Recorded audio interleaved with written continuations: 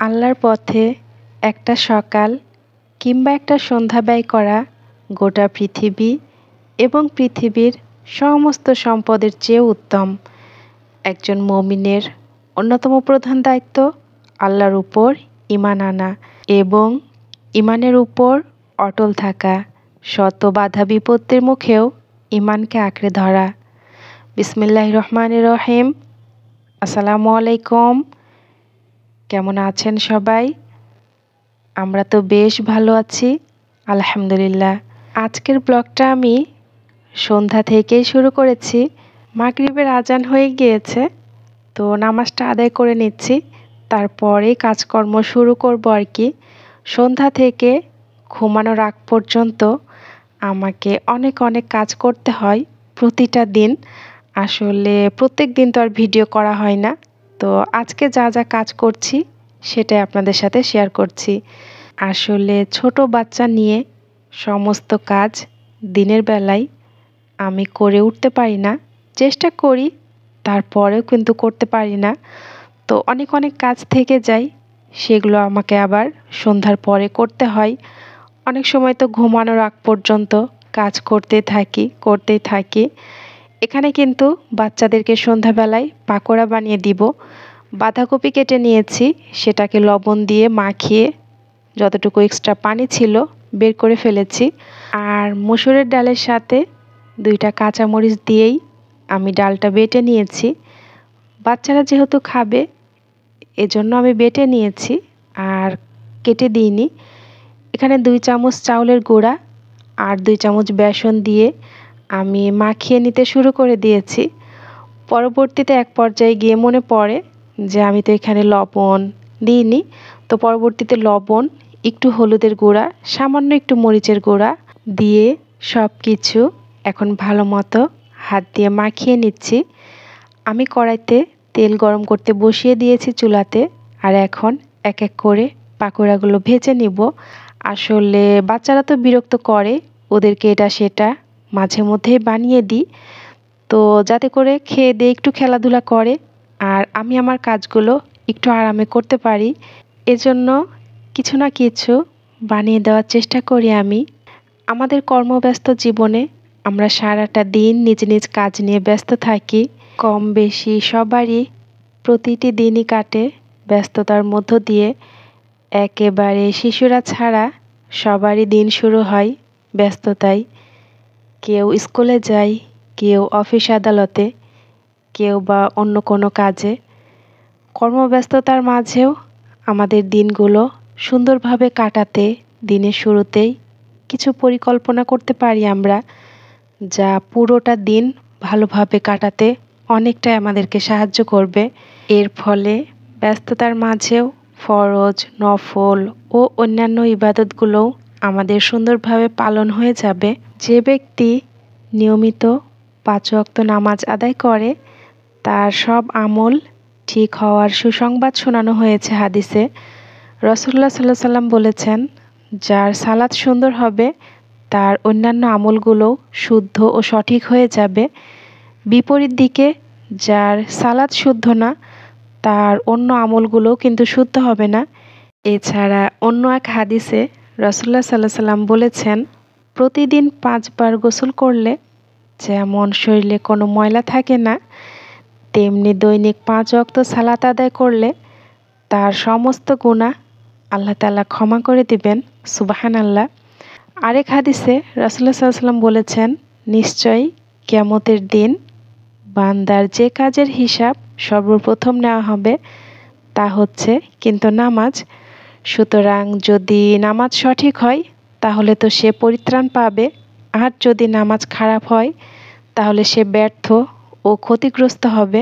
যদি তার ফরজ ইবাদতের মধ্যে কিছু কম পড়ে যায় তাহলে আল্লাহ তাআলা বলবেন, দেখো তো আমার বান্দার কিছু নফল ইবাদত আছে কিনা যা দিয়ে ফরজের ঘাটতি পূরণ করা যাবে। অতঃপর তার অবশিষ্ট সমস্ত আমলের হিসাব ওইভাবেই নেওয়া হবে। আর যে ব্যক্তি কোরআনের একটি হরফ পাঠ করবে সে একটি নেকি লাভ করবে, আর প্রতিটি নেকিকেই 10 গুণ কিন্তু বৃদ্ধি করে দেওয়া হবে। আমি বলছি না যে আলিফ লাম মিম মিলে একটি হরফ, বরং আলিফ একটি হরফ, লাম একটি হরফ এবং মিম কিন্তু আরেকটি হরফ। যেই হরফগুলো উচ্চারণ করলে আমরা নেকি পাবো কিংবা আমাদের নেকি হবে, সেগুলো আমরা না বলে আমরা অনেকেই গান বলি, গান শুনি, যেগুলোতে কিনা কোনো উপকারই নাই সেগুলোই আমরা করছি, সেগুলো নিয়েই আমরা মেতে থাকছি। যেগুলো আমাদের উপকারে আসবে দিন শেষে সেগুলোর কথা আমাদের মনেই থাকে না। গান না শুনে একটু কোরআন তেলাওয়াত শুনুন, আর গান না বলে আরবি হরফগুলো উচ্চারণ করুন, দেখবেন অনেকটাই মন ভালো থাকবে। আর পরকালের জন্য কিছুটা হলেও নেকি অর্জন করতে পারবেন। প্রত্যেক ফরজ নামাজের পর কিছু মাসনুন দোয়া ও আমল রয়েছে, যেগুলো আমাদের নবী হজরত মুহাম্মদ সাল্লাল্লাহু আলাইহি সাল্লাম নিজে করতেন এবং সাহাবীদেরকেও আমল করার উপদেশ দিতেন। ওই সকল দোয়া ও আমল একদিকে অসীম সওয়াব লাভের কারণ, একই সঙ্গে এতে লাভ হয় বরকতময় জীবন। হাদিসে এসেছে, রাসূলুল্লাহ সাল্লাল্লাহু আলাইহি সাল্লাম ইরশাদ করেছেন, প্রত্যেক ফরজ নামাজের শেষে কিছু দোয়া আছে, যে ব্যক্তি ওই দোয়াগুলো পড়ে বা কাজে লাগায় সে কখনো ক্ষতিগ্রস্ত হয় না। যেমন আস্তাগফিরুল্লাহ ৩ বার, আল্লাহুম্মা আনতাস সালামু ওয়া মিনকাস সালামু, তাবারাকতা ইয়া যাল জালালি ওয়াল ইকরাম, আয়াতুল কুরসি পড়া। আর যে ব্যক্তি প্রত্যেক ফরজ নামাজের পর আয়াতুল কুরসি পড়বে, তার জন্য জান্নাতে প্রবেশের পথে মৃত্যু ব্যতীত আর কোনো বাধা থাকবে না। ৩৩ বার সুবহানাল্লাহ, ৩৩ বার আলহামদুলিল্লাহ, ৩৪ বার আল্লাহু আকবার, এগুলো আপনারা পড়তে পারেন। লা ইলাহা ইল্লাল্লাহু ওয়াহদাহু লা শারিকা লাহু লাহুল মুলকু ওয়া লাহুল হামদু ওয়া হুয়া আলা কুল্লি শাইইন কদির। এই জিকিরগুলো করলে গুনাহ সমুদ্রের ফেনারাশির মতো অসংখ্য হলেও তাকে ক্ষমা করে দিবেন আল্লাহ। আচ্ছা, এই জিকিরগুলো বা দোয়াগুলো আমরা কিন্তু অনেকেই জানি এবং করি, আবার অনেকে আছি জানি না। তো যারা জানি না তারা শিখে এই ছোট ছোট আমলগুলো করার চেষ্টা করব।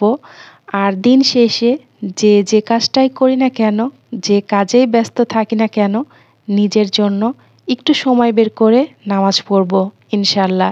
কারণ এই পৃথিবীতে যতই যা কিছু করি না কেন, দিন শেষে সব কিছুই থেকে যাবে। একদিন হয়তোবা থাকবো না আমি, হয়তোবা আপনি। একটু সময়ের ব্যবধান, কেউ আগে অথবা পরে। তো আমি কিন্তু কথা বলতে বলতে পুরো বাড়িটাই মুছে নিয়েছিলাম। আসলে বেশিরভাগ রাত্রিবেলাতেই আমি ঘর মুছি, দিনের বেলা সেরকমভাবে সময় বের করতে পারি না। রান্না বান্না সহ আনুষাঙ্গিক আরও কাজ থাকে, বাচ্চাদেরকে গোসল করানো, কাপড় ধোয়া, এজন্য রাত্রিবেলাতেই বেশি ঘর মোছা হয়। এর মধ্যে আকিবের আব্বু বাসাতে চলে এসেছে আর আমাদের রাত্রের খাওয়া দাওয়া হয়ে গিয়েছে। এখন টেবিলটা পরিষ্কার করে রান্নাঘরে যা যা থালা বাসন আছে সব কিছু ধুয়ে মেজে রান্নাঘরটা পরিষ্কার করে নিব। তারপরে বাচ্চাদেরকে ব্রাশ করাবো, নিজেও একটু ফ্রেশ হয়ে তারপরে ঘুমাতে যাব। এরই মধ্যে রান্নাঘরটাও পরিষ্কার করে গুছিয়ে নিয়েছি। আর আজকের মতো এখানেই বিদায় নিচ্ছি। সবাই সুস্থ থাকার, ভালো থাকার চেষ্টা করবেন আর আমাদের জন্য দোয়া করবেন। দেখা হয়ে যাবে পরবর্তী কোনো ব্লগে। আজকে এ পর্যন্তই। আর হ্যাঁ, একটা কথা মনে রাখবেন, আল্লাহ যার ভালো চান, কল্যাণ চান, তাকে কিন্তু হাজারো বিপদ দিয়েই পরীক্ষা করেন। হাজারো বিপদের মাঝে মনে রাখতে হবে এটাই হয়তোবা আপনার জন্য পরীক্ষা। আল্লাহ হাফেজ। আসসালামু আলাইকুম।